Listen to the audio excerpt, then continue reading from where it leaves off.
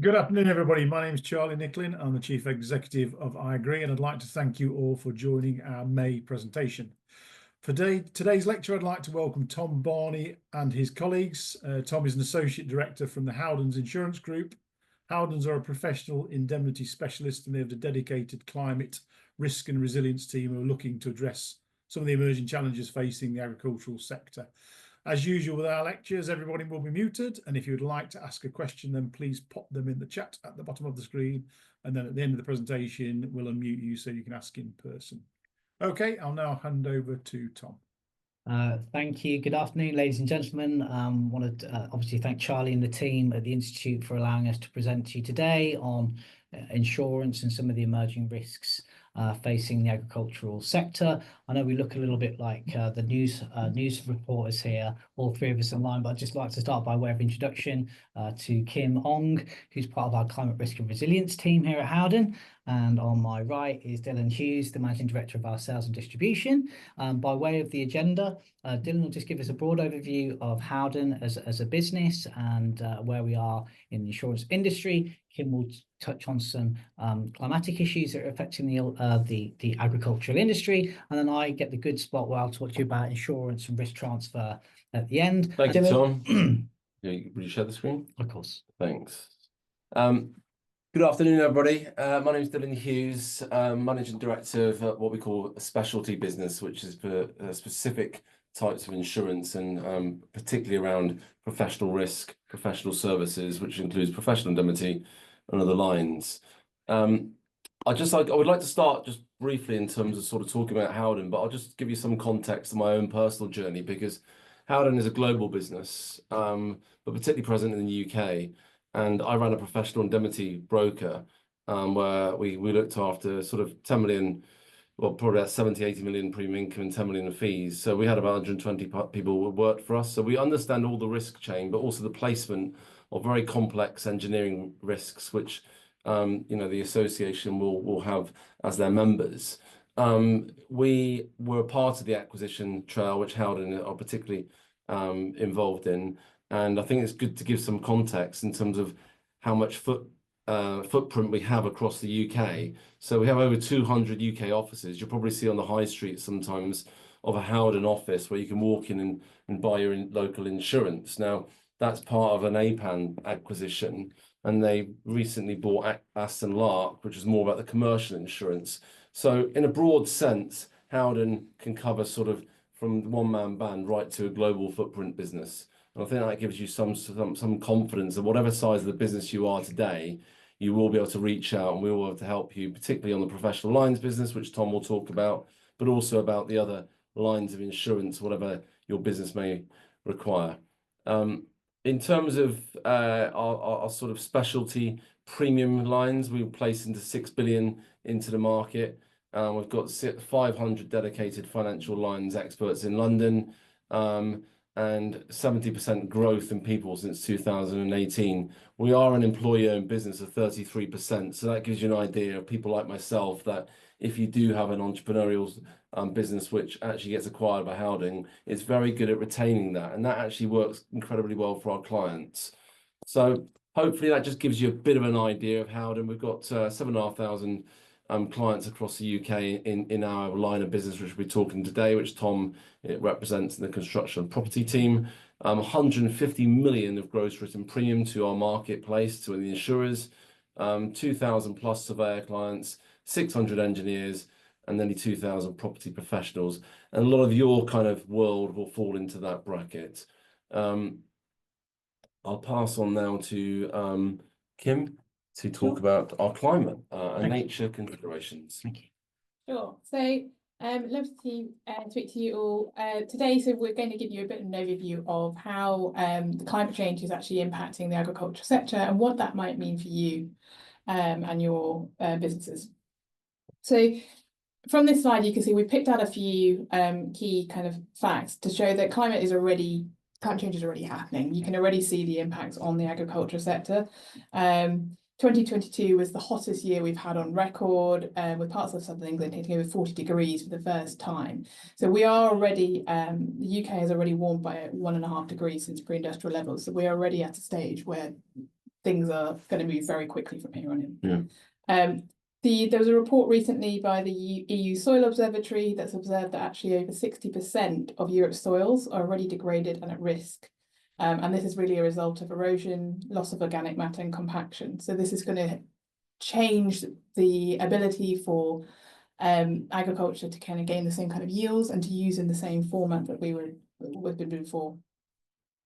You can also see in there in terms of extreme weather events, 170 billion in the past 5 years have been attributed as costs as a result of extreme weather events for the agricultural sector. It's a huge number, and we don't see those extreme weather events tailing off. And there's regulatory pressures. So you've got the net zero commitments that are being made at a regulatory and policy level, and what that is going to mean for the industry as a whole. So really what this means is that you're no longer designing for a stable climate, but one that's shifting constantly, and testing resilience in ways that we just haven't seen before. So the way you build, manage and maintain agricultural systems is going to need to change and evolve, and really that's a huge opportunity for the engineering space. If you can do the next slide. So we thought we'd just give a few examples and deep dive into some of the specific risks that we're actually seeing from climate and nature. The two are slightly interlinked because climate change actually accelerates ecosystem loss. So you can't really look at one without looking at the other, and particularly for agriculture more than any other industry, that you really see that firsthand. But some of the risks we're seeing from the climate perspective, so we're dealing with not just extreme weather, but just not just warmer weather, but extreme weather. So the more volatile and unpredicted stuff. Drought, that has already, we're seeing a lot longer periods of more intense periods of drought, both in east and southeast of England. In 2022, actually, drought resulted in up to 50% drop in yields for maize and silage yields. And this kind of loss, it means people have to rethink for how they are actually producing and growing these crops going forward. So things like lighter machinery, shallow compaction tools, and precision irrigation systems are all the types of things that now everyone's going to have to look at to see how do they manage this in the world going forwards. Flooding, I know it's weird to talk about drought and then go to flooding, but the reality is we're seeing those two extremes quite regularly. And so we are seeing a lot more heavy, long, intense periods of rainfall, extreme flooding. It's particularly in places like the Somerset and in Yorkshire Dales. All of these, as you can imagine, will cause quite a lot of issues for both from a crop development perspective, but also from delaying of access and damage to infrastructure. And the response to this is broader. You can't just look at pumps. It's thinking about smart drainage, track resilience, water tolerant infrastructure, and all of that has to be baked in at the design stage of anything that's being put in place. And finally, just another example is frost and weather volatility. So we've had frost in April, and then we've had 40 degrees in July in the recent years. So the kind of impact you're seeing is, northern Italy lost up to 50% of their crop loss from late frost in the last couple of years. And so again, how you look to adapt and manage to that frost, there's new protection systems, environmental controlled, temporary controlled environments. All of this is stuff that the agriculture industry is having to explore. And I guess from the design stage, that's a crucial part in terms of when we look at insurance risk, which obviously Tom will talk about, but it's really important to ensure that data, which we're going to rely on in terms of the weather changes, is going to be crucial, particularly from a professional risk element. Yes, yeah, completely. So if you just flick to the next slide. So here, and I won't go into all of this because hopefully you'll get the slides afterwards. We've just got an example of some of the way that nature actually, the nature risks are occurring now. As I mentioned, climate change doesn't just cause its damage on its own, it's actually amplifying the degradation of the ecosystems. And the UK already is one of the most nature depleted countries in the world, with 1 in 6 species actually threatened with extinction already, and pollinators in really steep decline. And the key one, I mean, all of these are very important, but soil degradation is the one that you're hearing a lot about at the moment. The intensive practices that have been performed historically has really weakened the quality of the soil. And we're now starting to see that with up to 30% yield declines in things like cereal crop due to that. What this means, things like more fertilizer, more irrigation, less resilience. And again, how can the agricultural engineering industry kind of play that role? It's going to be things like, how do you design low disturbance equipment, organic matter delivery systems, and tools and solutions to help restore soil function, not just manage it.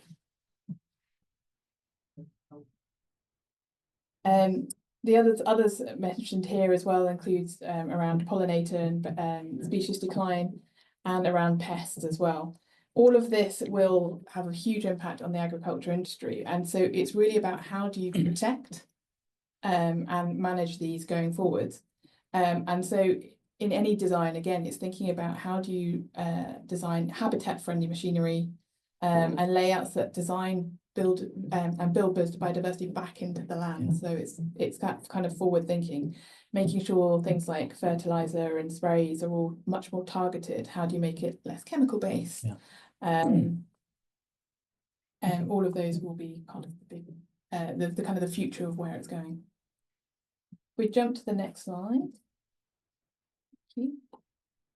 So we also just wanted to touch on some of the broader kind of more, I guess, more regulatory and policy stuff that's coming in as well, because this isn't just, there's what you're actually seeing in terms of how the world is changing from an environmental and a climate perspective, but there has been recognition of this. There are a number of initiatives and regulatory policies already in place to try and shift the dial. A big one at the moment is the UK's new agri-environment payment scheme, which is the UK's Sustainable Farming Initiative. So that's really based on how farmers being paid on not just how much land they farm, but what they're doing with it, which means there's going to be a lot more focus around monitoring of soil health, biodiversity, sustainable input use. And again, for the agriculture industry, it's all the tools to support that. But also, actually, there's a huge space on the monitoring equipment. A lot of this is around the evidence that's going to be needed to show for the farmer to actually receive payment. They need to show and prove that they are doing what they say they are. Another key regulation is biodiversity net gain. The UK is the first country to actually adopt into regulation an initiative a policy around improving nature. So biodiversity net gain essentially says that any new development in England is something like bigger than 25 square meters, which is not that big. You need to make sure that there's at least a 10% biodiversity gain over and above what was there before in order to do that development. And for a lot of developers, they're building car parks and multi-stories in cities, there isn't much to do from biodiversity. They can't do much. And so when they can't do it, there is now a big opportunity for landowners and farmers to sell credits essentially to them. So by restoring their land, ensuring there's good biodiversity there, they can sell that as credit and opportunities to developers and etc. So that gives a huge business in looking at things like nature-based solutions and how do you actually restore and restore habitats and restore biodiversity to land. So whether that be ponds, wildflower meadows, wetlands, all of these are now valuable commodities as opposed to just bits of land on the side. And then there's a big key driver is going to be the push to net zero.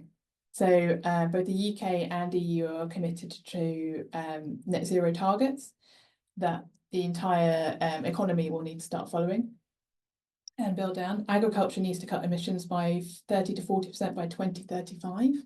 That's going to be a huge shift, and a lot of that is going to come from looking at lowering fertilizer emissions, managing livestock waste, and decarbonisation of machinery and processes.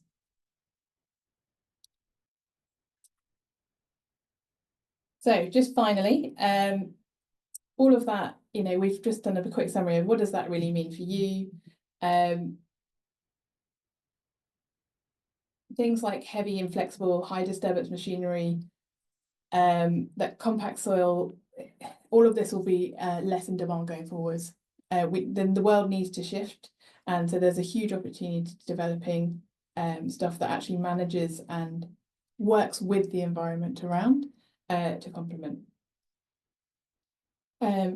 And solutions that integrate biodiversity infrastructure, water control, nature-based solutions, and using nature to help manage and manage things like flood risks.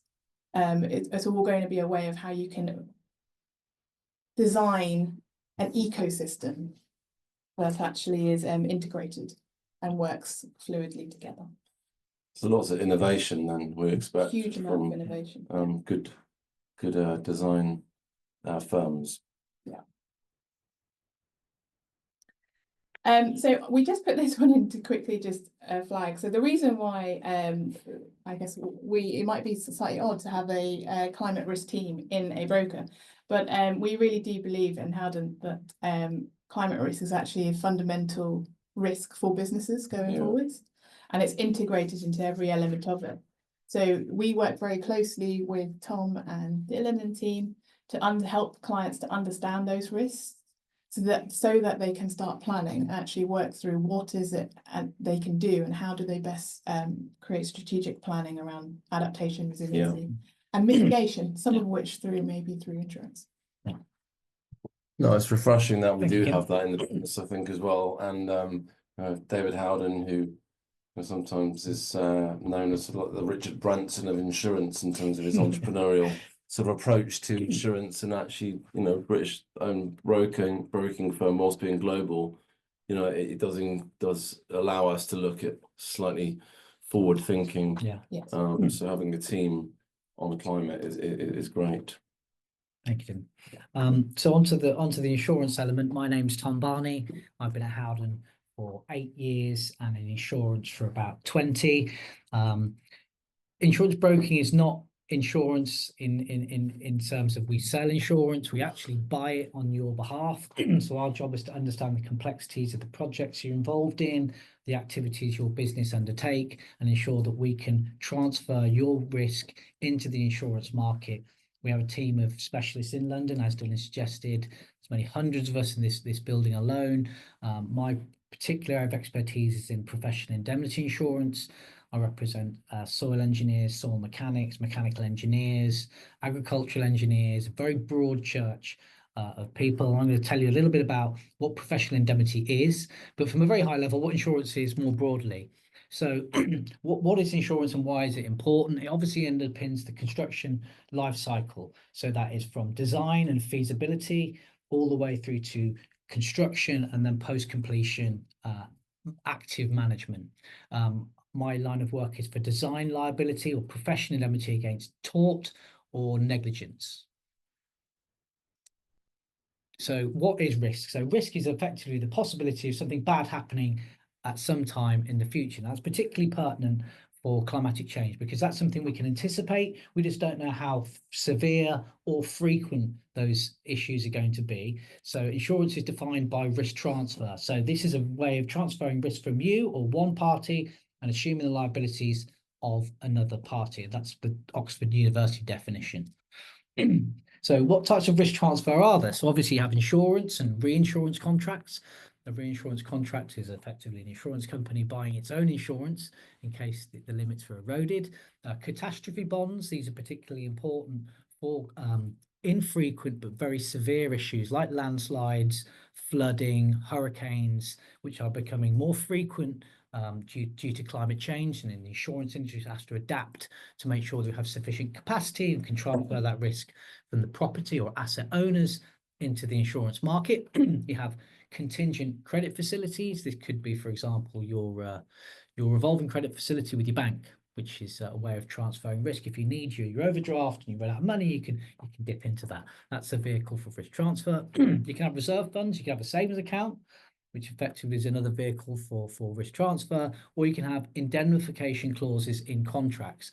Now, obviously, our policy is not a statutory requirement for the agricultural industry. It is one based on tort.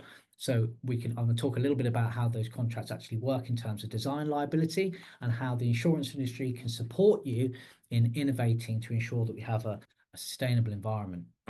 So what is insurance? Well, insurance is obviously a means of protection from financial loss in which exchange for a fee, which is your premium, party agrees to compensate another party in the event of a certain loss, damage, or injury. Now, that could be quite wide-ranging. It could be contamination of land. It could be an environmental impairment with the regulatory changes that Kim mentioned. It could be a breach of regulations, either in the conduct of you as in your professional services. Defined perils. So insurance is really about how we define a risk. It could be a flood risk, subsidence, landslip, it could be crop failure, or it could be fire or wildfire. Now, as you can imagine, all of these defined perils, the contributory factors are very fast climatic change. It doesn't just affect the UK agriculture, it affects worldwide agriculture and supply chains. Insurance acts as a vehicle for transferring that risk into the insurance market. So our job is to identify, evaluate, understand risk so that we can give you a quantifiable premium to transfer that. I think that it's worth also mentioning that, particularly on professional indemnity insurance, which many of you will carry, is traditionally a legal defense policy. So whilst it's dubious whether you're negligent or not, it'll have to be decided in terms of how the claims management team get involved. But it's important to understand that if you do have a letter from a lawyer in terms of negligence, that the policy is there to defend you. And that is not just about the time management in terms of what you actually run for your business. It can be incredibly tricky. So the first port of call on any professional indemnity policy is the legal defense. And that's crucial because people forget about that sometimes. They just think the insurance claim will be paid. But, it can be quite a murky area, particularly when you're involved in a number of different professionals on a contract and who's actually liable. And unfortunately, at some point, firms can go bust.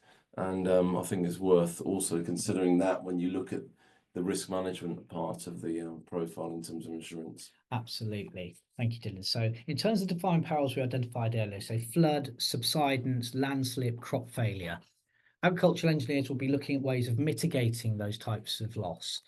Hazard is something that will exacerbate the likelihood of that loss. So that could be, for example, not maintaining rivers and waterways.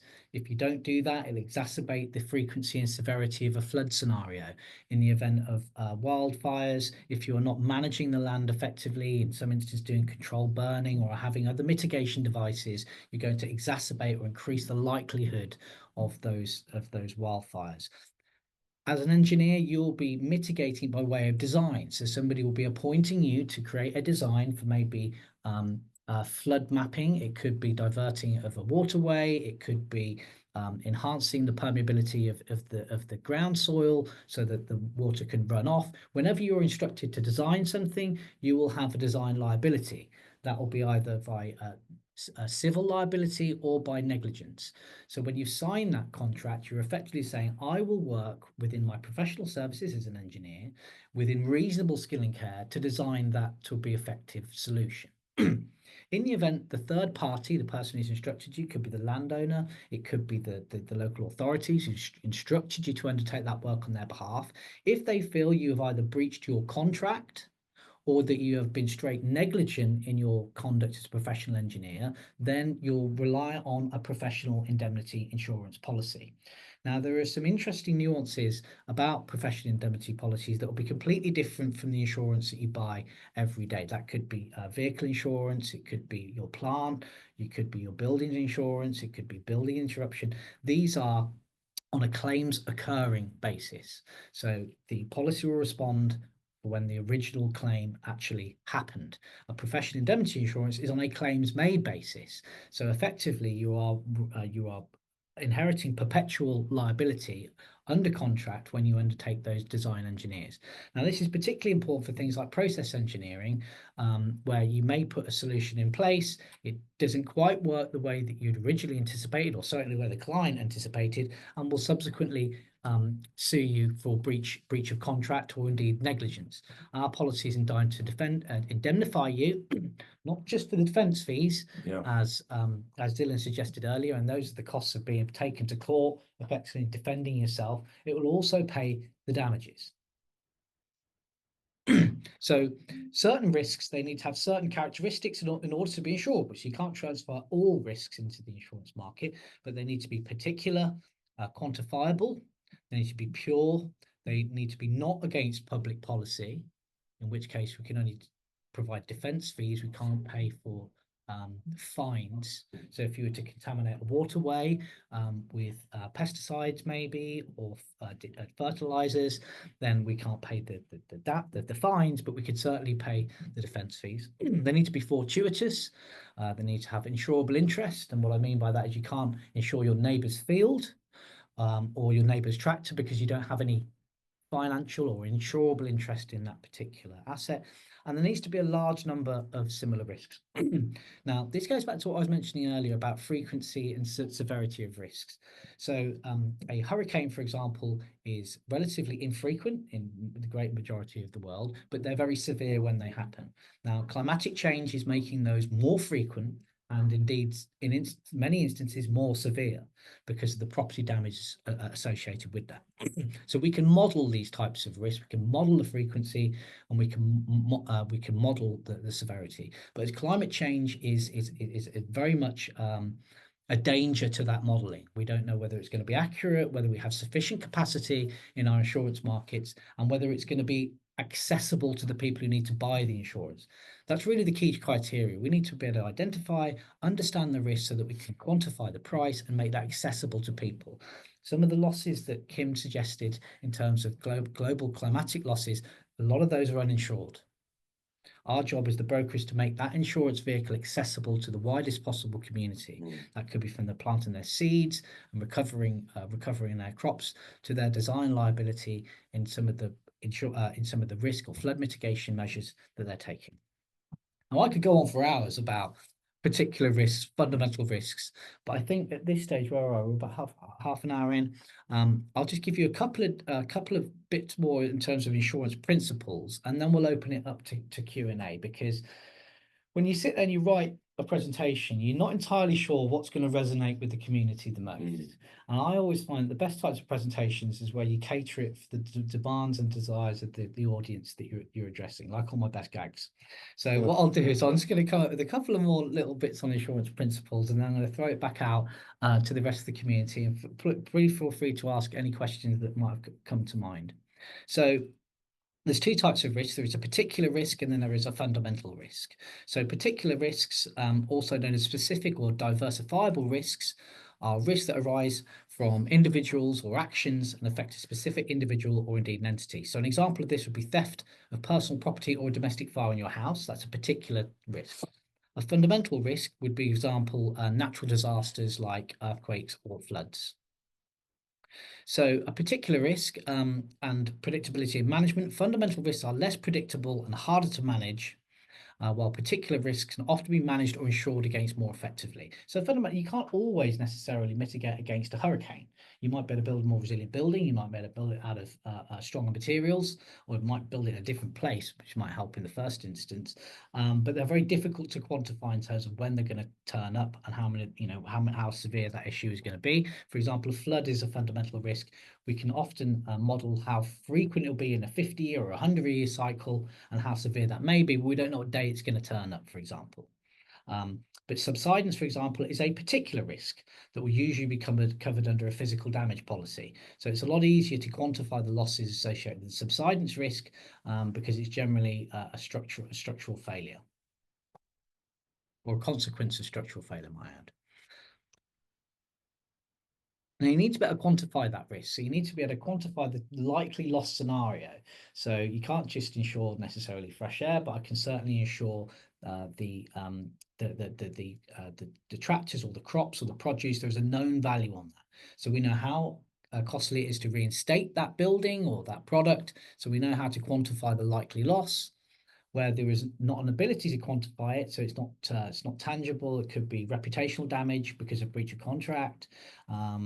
It's a lot more difficult to quantify those types of losses, and ultimately it requires a lot more specificity for the insurance broker to place that type of risk. It also needs to be pure or absolute.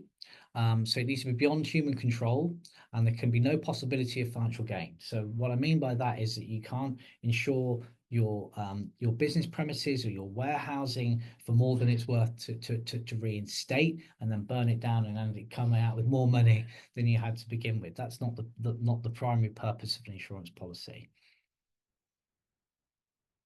Pure risk stands in direct contrast to speculative risk. So insurance doesn't work as a vehicle to ensuring your stock market trading or your buying of shares. It's not going to pick up any financial losses associated with that. And finally, it can't be against public policy. So we can't, as I mentioned, recover any fines or damages associated with you breaching environmental law, but we can pay for the defence fees to ensure that you have good legal counsel. And obviously in different jurisdictions, in different territories worldwide, they have different local laws. So our clients, many of them multinational firms, have a broad master policy with us that can accommodate the changes locally on the ground. Thank you to Tom and the team there. Thank you for giving us an excellent presentation and taking the time out of your schedules to do so. It is appreciated. Thanks to everybody for joining the call. I hope you'll join us for our next lecture on the 10th of June, where we're going to be joined by a speaker on off-road highway agricultural machine performance and the use of advanced simulation and digital twins, which will be should be pretty interesting. So all that's left to say is thanks again, everybody, and see you next time. Bye-bye.